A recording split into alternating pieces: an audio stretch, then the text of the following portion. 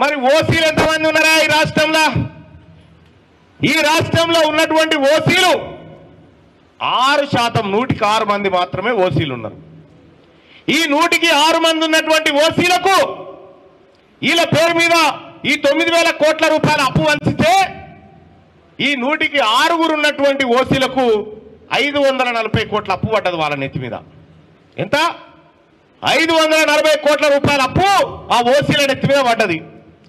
మరి రైతు భరోసా పేరు మీద ఆ ఓసీ రైతులకు ఎంత ఇచ్చారు ఎరికేనా? రైతు భరోసా పేరు మీద ఓసీ రైతులకు 3,960 కోట్ల రూపాయలు వాళ్ళ బ్యాంకు ఖాతాలలో జమ చేసిండు రేవంత్ రెడ్డి గారు. అప్పు ఏమో బీసీల నెత్తి మీద, దోపుక తినేదేమో ఓసీలు. ఇవి లెక్కలు, ఇవి నా లెక్కలు కాదు, సర్కార్ లెక్కలే. మళ్ళా పేరు పెరుమాలది, ఆరగింపు అయ్యగారులది. మన భుజాల మీద తుపాకి పెట్టి మన రైతులకు పంచుతున్నట్టుగా యాక్టింగ్ చేసి 9,000 కోట్లలో 4,000 కోట్లు ఓన్లీ ఓసీలు వాళ్ళ జేబులలో వేసుకున్నారు మన సొమ్ము. మరి ఎంత కట్టాలనే వాళ్ళ బ్యాంక్ అంటే 540 కోట్లు కడితే చాలు. మనం 3,900 కోట్ల రూపాయలు మనకు వస్తే 5,540 కోట్ల రూపాయలు మళ్ళీ మనం కట్టాలి ఉల్టా. ఎవరి సొమ్ము ఎవరు దీన్ని బతుకుతుంది రాష్ట్రంలో? ఎవరి సొమ్ము ఎవరు దీన్ని బతుకుతా ఉన్నాడు?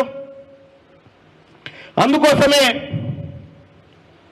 సోదరులారా, తెలంగాణ రాష్ట్రంలో బీసీల బతుకులు మారాలంటే, బీసీల తలరాత మారాలంటే, బీసీల పిల్లలు చదువుకునేటువంటి సర్కారు బడి తలరాత మారాలంటే, మన పిల్లలు ఐఏఎస్లు ఐపీఎస్లు కావాలంటే, మన పిల్లలకు మంచి ఉద్యోగాలు రావాలంటే, మన పిల్లలు మన బీసీలు అసెంబ్లీ నిండాలంటే మనకు కావలసింది రాజ్యాధికారం ఒక్కటే. ఇంకోటి లేనే లేదుగా, ఇంకోటి లేనే లేదు.